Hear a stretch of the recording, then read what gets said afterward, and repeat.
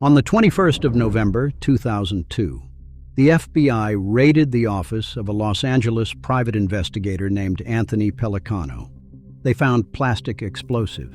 They also found hard drives containing hundreds of hours of illegally recorded telephone conversations. Among the voices on those drives was Nicole Kidman's. Her divorce had been finalized more than a year earlier, so on some morning in late 2002 or after, an Australian actress in her mid-30s learned that at some point during the collapse of her marriage, somebody had been listening to her phone calls and keeping the recordings. That is not an allegation. That is federal evidence seized under warrant in a case that ran for years and ended with Pellicano convicted on racketeering and wiretapping charges and sentenced to 15 years in prison. She was one name among many. The Pellicano investigation eventually touched a long list of Hollywood figures because the whole business model was surveillance for hire. What has never been established is who ordered it. America decided the Cruise-Kidman divorce was a sad but ordinary Hollywood story. Two famous people, 11 years, drifted apart. One of them filed. Everybody moved on. It was covered that way at the time.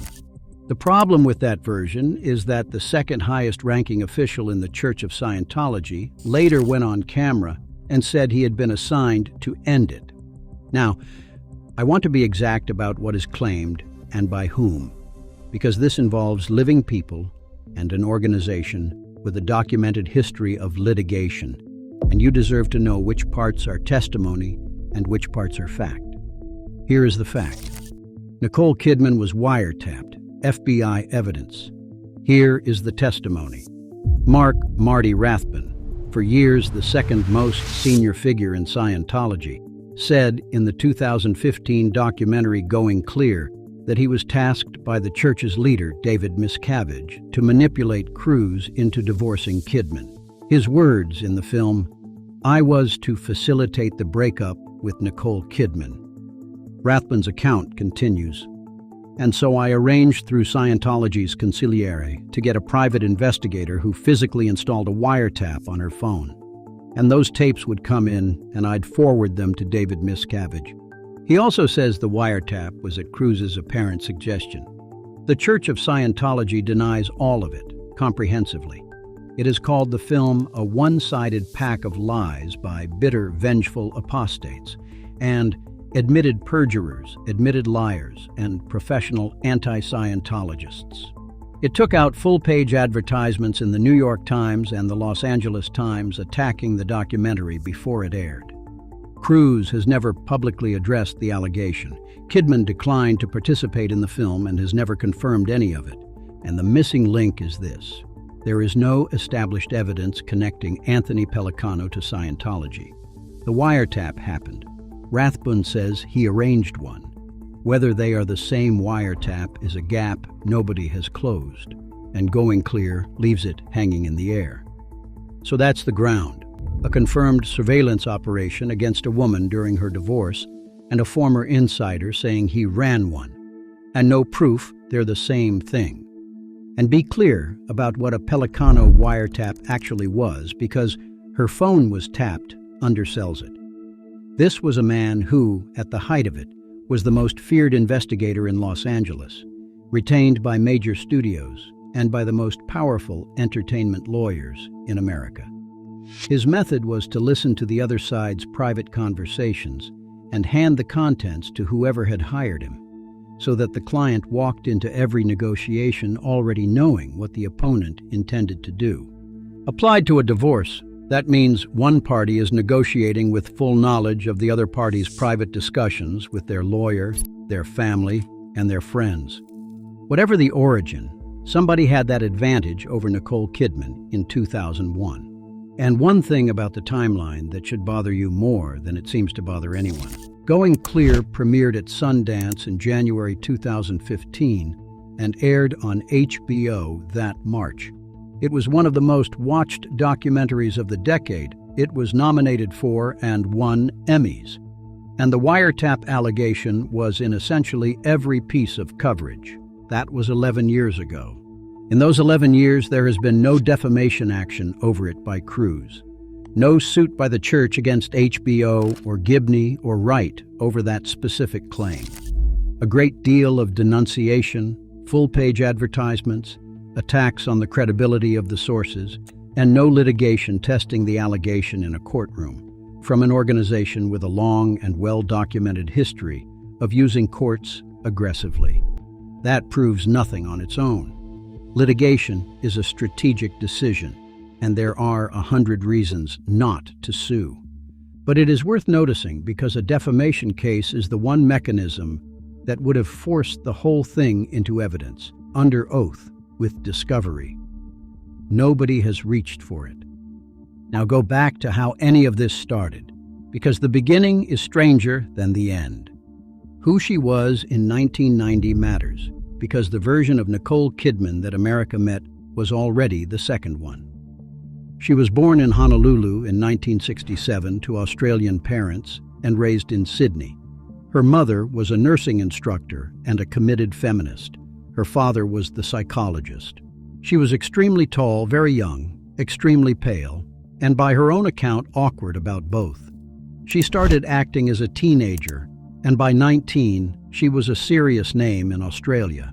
The miniseries Vietnam, then a thriller called Dead Calm in 1989 that got noticed internationally. Dead Calm is the film that put her in front of Hollywood. She is 21 in it, and she carries the entire picture, so she was not discovered. She arrived with a body of work on the strength of it, and then spent the next 11 years being described in the American press primarily as somebody's wife. They met on the set of Days of Thunder in 1990. She was 23 and Australian and almost unknown in America. He was 28 and the biggest film star in the world. He was also married. His first wife was the actress Mimi Rogers, who was the person who had brought him into Scientology in the first place. And according to Mike Rinder, another former senior executive who ran the church's Office of Special Affairs for years and published a book about it in 2022, David Miscavige personally facilitated the courtship.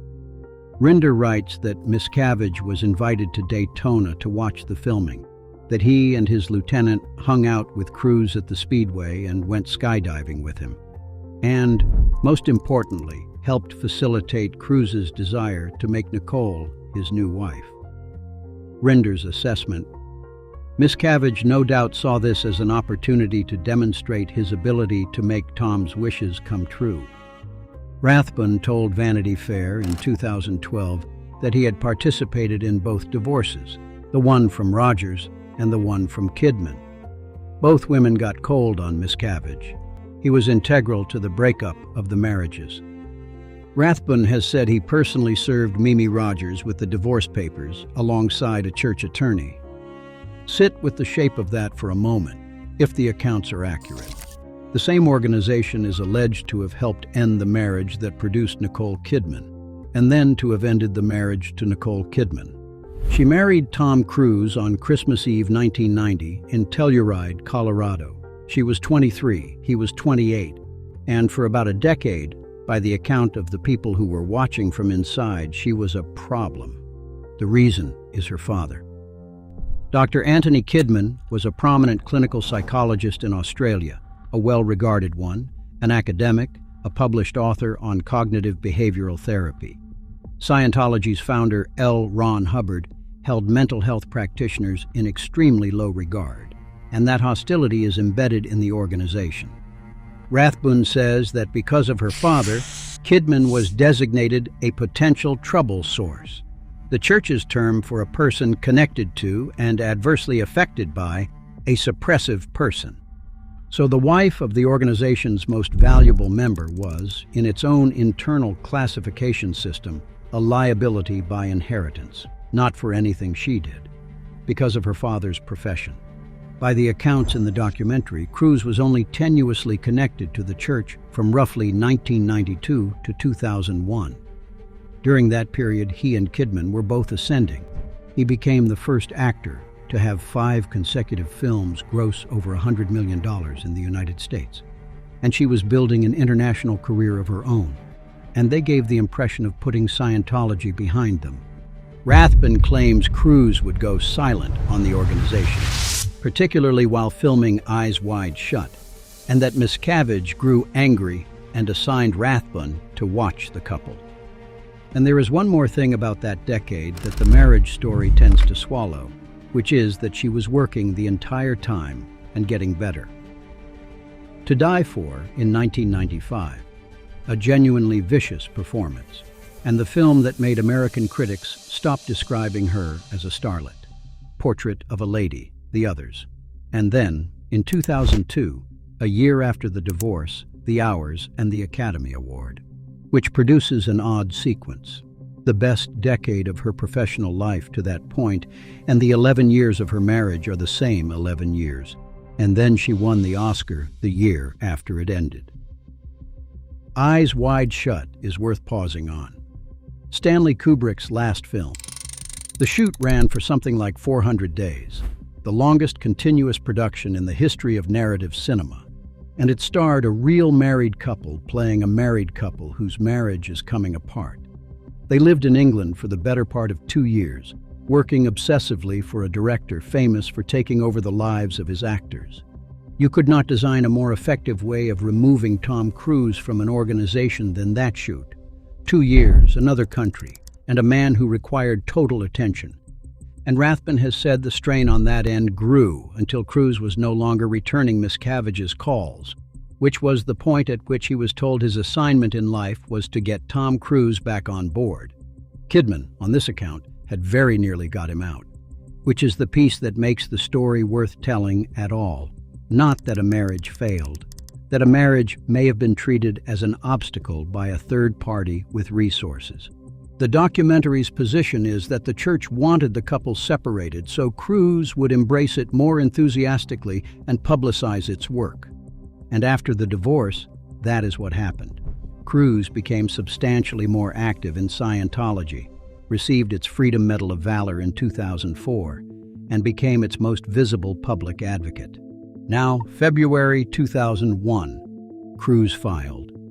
It was sudden, it was public, and Kidman has said since that she did not see it coming. And there's a detail from that month that has never been satisfactorily explained. When people asked Cruise why he was divorcing her, he is reported to have answered, repeatedly and cryptically, "Ask Nicole, she knows." That same month, ABC News reported, citing the New York Daily News and People, that Cruise was playing hardball in the divorce and had hired the private investigator Anthony Pellicano. February 2001. Cruise reportedly hires Pellicano. November 2002, the FBI raids Pellicano and finds Kidman's conversations on his hard drives. I'm not going to connect those two things for you as a matter of established fact, because a court never did. But they are both on the record 21 months apart, and the second one is federal evidence. Then the part that is genuinely the cruelest thing in this story, and it has nothing to do with wiretaps. They had 2 adopted children, Isabella, born in 1992, Connor, born in 1995. Rathbun told NBC's Rock Center that he believes church officials used Scientology doctrine to turn those children against their mother. He said he spent countless hours auditing Cruise at the church's Celebrity Center from late 2001, several hours a day over several months, and that when the children were with their father, they were often in the hands of Scientology staff. And they were being indoctrinated, and they were reporting to Tom on how that was going in my presence. He claims officials suggested to the children, then 6 and 9 years old, that their mother was a suppressive person, which the organization's own website defines as someone who seeks to suppress other people around them. His summary, it was more than implied. She was somebody that they shouldn't open up with, they shouldn't communicate with, and they shouldn't spend much time with. The organization denies this absolutely. What is not in dispute is the outcome. Although Cruise and Kidman split custody, both children soon chose to live exclusively with their father. And there's a detail from Lawrence Wright's book that is almost too much. During the divorce proceedings, Rathbun was simultaneously acting as Nicole Kidman's own ethics officer within the church. Read that again. The man who says he was assigned to end her marriage held a pastoral position over her inside the organization at the same time. One of the disputed issues was whether the children would be educated using Hubbard's methods, which Kidman opposed. Wright's account, that was another battle she lost. Isabella and Connor Cruz are in their 30s now. Both are Scientologists.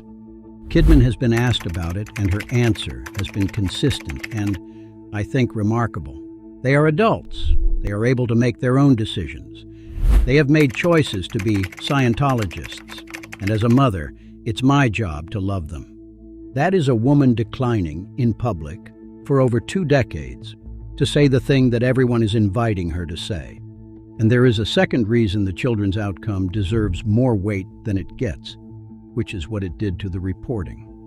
Once Isabella and Connor were living with their father and had become Scientologists themselves, any public statement Kidman made about the organization would have been a public statement about her own children's beliefs. Every word would have gone through them. So whatever she knows and whatever was done, she has been standing for 25 years in a position where speaking costs her the 2 people she already lost once. That is not a coincidence of the situation. On the account Rathbun gives, it is the situation. If you separate a woman from her children and then give the children the belief system, you have not only taken the children, you have made her permanently unable to describe what happened, because describing it means attacking them. Whether or not anybody designed that, it is the effect, and it has held. Which brings us to what she actually lost, and this is where the standard telling, the one about a starlet whose famous marriage ended, becomes inadequate. She was 23 when she married him. She was 33 when it ended. That is the entire first act of an adult life. During it, she had an ectopic pregnancy early on and a miscarriage around the time of the split. She has spoken about both, sparingly. She came out of it having lost the marriage, and then having lost the daily presence of 2 children, and then, if the accounts of Rathbun and Render are accurate in even their broad shape, having lost them to a process she could not see, could not attend, and had no standing to contest. There is no court that hears that case. There is no filing you can make, and the timing of it is the thing that nobody sits with properly. She was 33 years old. Within roughly 18 months, she lost a marriage she thought was working, a pregnancy, the daily presence of both her children, and, because the divorce was global news, any possibility of processing any of it privately. She then went and shot The Hours. There's a version of her career that reads the run of films she made between 2001 and 2003 as a woman doing the only thing available to her, which was to work continuously in front of people who wanted something from her that wasn't an explanation. And then there's the line, which is the most misunderstood thing anybody in this story ever said. Asked about her divorce, Kidman joked that at least she could wear heels now. It got laughs. It got repeated for 25 years as the great sardonic one-liner of the era. It's not funny.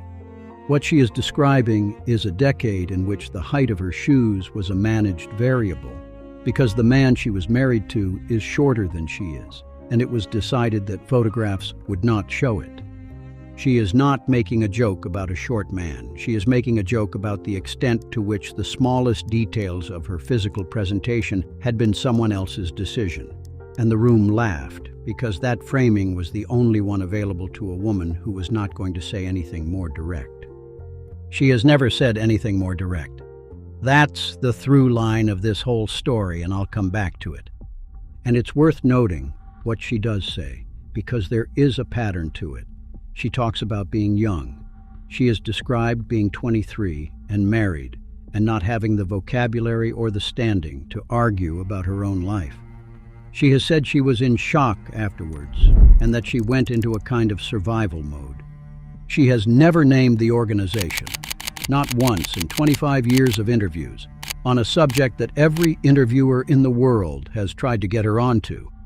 Subscribe if you want more of these. Now, the second marriage, because the title says marriages, and because the second one ends in a way that reframes the first. Kidman met Keith Urban at a gala in Los Angeles in 2005. They married in June 2006 in Australia. Both had grown up there, and 4 months in, it nearly ended. Months after the wedding, Urban checked into rehab for drug and alcohol addiction, after an intervention staged by Kidman and several of his close friends. Think about the position that puts a new wife in. She was 39, 5 years out of the most publicly dissected divorce of her generation. And 4 months into a second marriage, she was organizing an intervention on her husband, knowing that if it went wrong, it would be on the front page of every publication that had spent 2001 speculating about her. She did it anyway. Urban's own account on Oprah in 2010. Everything was just designed, I believe, for that moment to fuse us together. I look back now and realize Nick has taught me so much and brought so much into my life and opened my eyes in so many ways. That is a man saying publicly that his wife's intervention 4 months into their marriage saved his life. And in 2016, he described the marriage itself in similar terms. Meeting her and getting married wasn't life-changing, it was life-beginning. It was literally like, okay, life starts. Kidman told the same program about her father's death in 2014. Anthony Kidman, the psychologist, the man whose profession had made her a liability inside an organization 2 decades earlier, and about calling Urban screaming and crying while he was about to walk on stage in Nashville. He walked off, got on a plane, and flew to her. "I didn't even know how to get up from this," she said. "I had a husband who came right back." 2 daughters, Sunday Rose, born 2008, Faith Margaret, born 2010. They lived in Nashville. 19 years, which in that industry is not a marriage, it's an institution. They were held up as the counterexample, the couple who had done it properly in Nashville rather than Los Angeles, with the children in normal schools and a bus tour and a film career running in parallel. She talked about him constantly and warmly in interviews, right up to the end. In 2024, she described him to people as just my love, my deep, deep love. 19 years.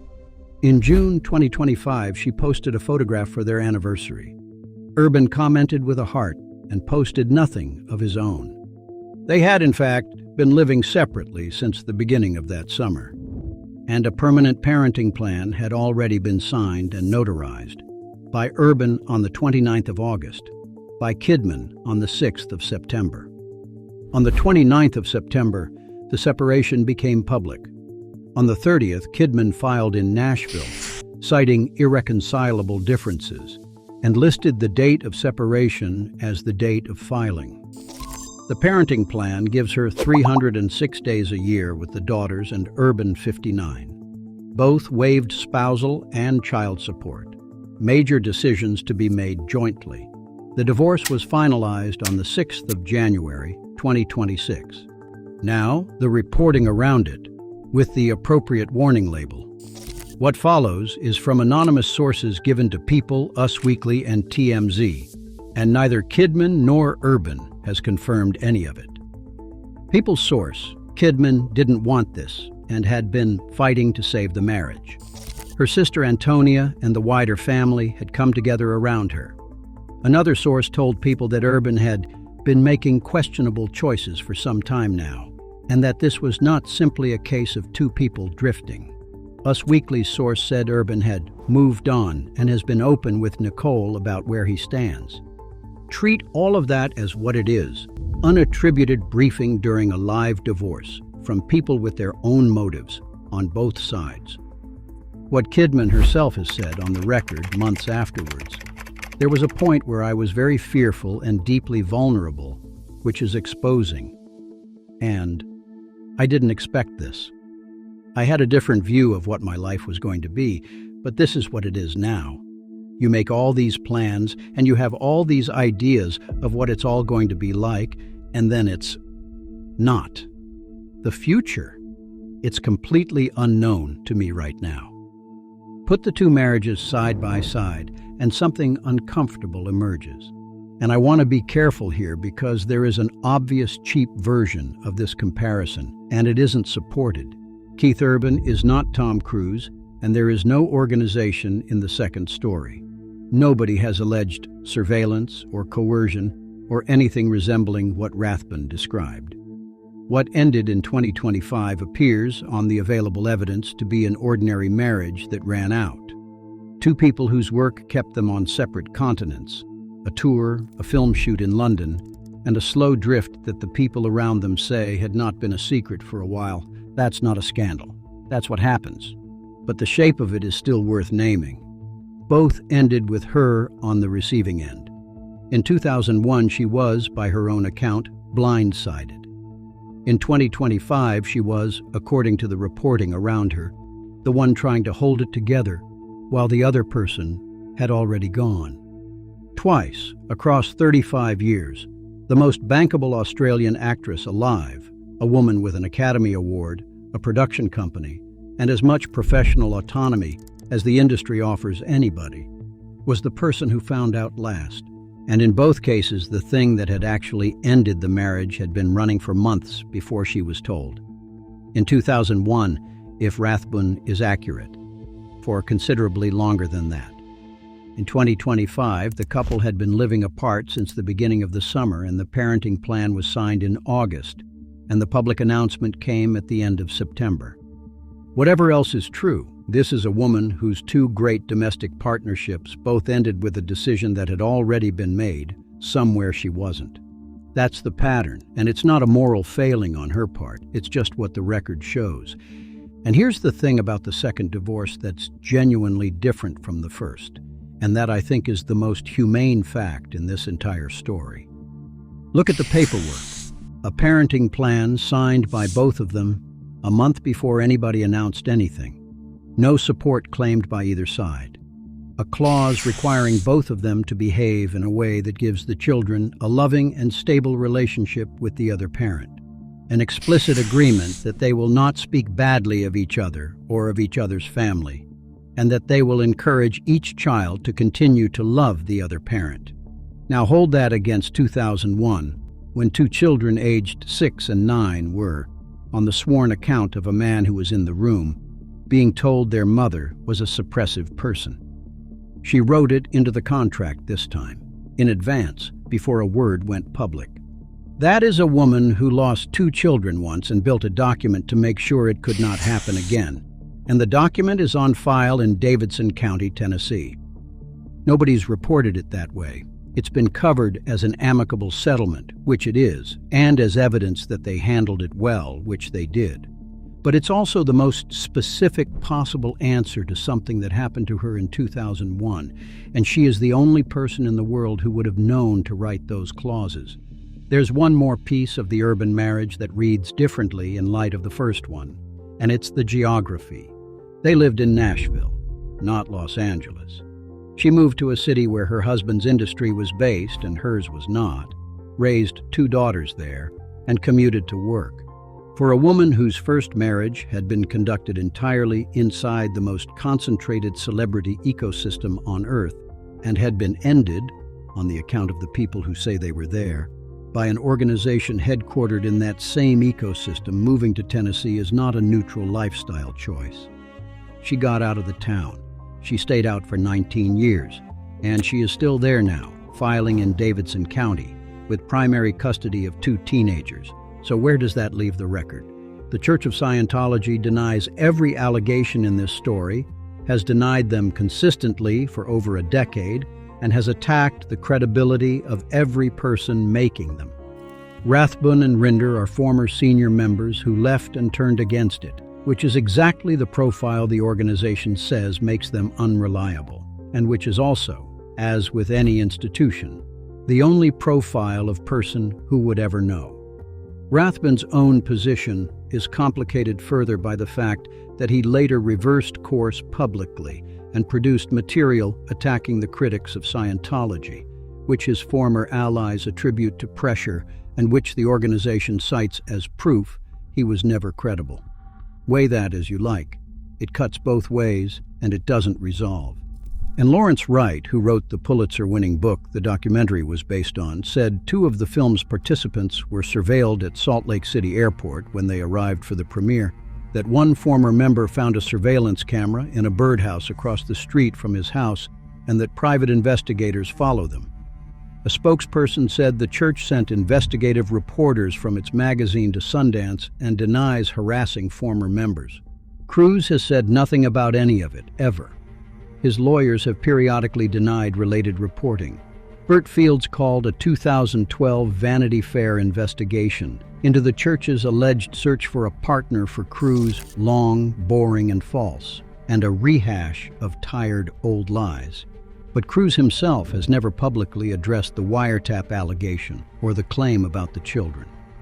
The church's position on that Vanity Fair story was categorical. There was no project, secret or otherwise, ever conducted by the church to find a bride, via audition or otherwise, for any member of the church. Never. Vanity Fair stood by its story. And Nicole Kidman has said nothing either. That's the fact I keep coming back to. In 25 years, through the documentary, the books, the ads in the New York Times, the congressional-scale public argument about an organization and her own children, she has never given an account. She declined to participate in Going Clear. She has answered questions about her children by saying she loves them. She has answered questions about the marriage in general terms about being young. She has never once, in public, described what happened to her between 1999 and 2001. Everybody else has spoken. Rathbun spoke on camera. Rinder wrote a book. Gibney made a film. Wright wrote another book. The church bought newspaper pages. Anonymous sources briefed People magazine about her second marriage while it was collapsing. The only person who was actually inside both of these marriages has said almost nothing for a quarter of a century and shows no sign of changing that. There is a version of this story where that silence is a tragedy, a woman so damaged by what happened that she cannot speak about it. There's another version where it's the single most controlled thing anybody in this story has done. Every other participant has monetized their account. Books, documentaries, interviews, tabloid briefings. Hers is the one account that has never been published, never been sold, and never been contradicted, because it has never been given. The wiretaps are on hard drives in an FBI evidence room. The allegations are in a documentary. The parenting plan is in a courthouse in Nashville. And the only complete version of what happened to Nicole Kidman is in the head of a 58-year-old woman who has spent 25 years declining to provide it, and who said, a few months after her second marriage ended, that the future was completely unknown to her right now. There's a temptation to make this into a story about resilience. The woman who kept going, won the Oscar, built a second family, came through. Every profile written about her since September 2025 has reached for that ending, and she has helpfully supplied the quotes for it. I don't think it's the right ending because it lets everybody off. She did keep going. That is not the same as the thing having been survivable, and it is not a resolution of anything. 2 children she raised until they were 6 and 9 live in a belief system that, on the account of the man who says he ran the operation, was used to characterize her as suppressive. That is not a wound that heals into a lesson. That's where it stops. There's no resolution to this one. The children are adults, and they're Scientologists, and she says she loves them. The second husband is on tour. The organization is still there. Pelicano served his sentence and got out. And nobody has ever answered the only question that matters, which is who told him to listen.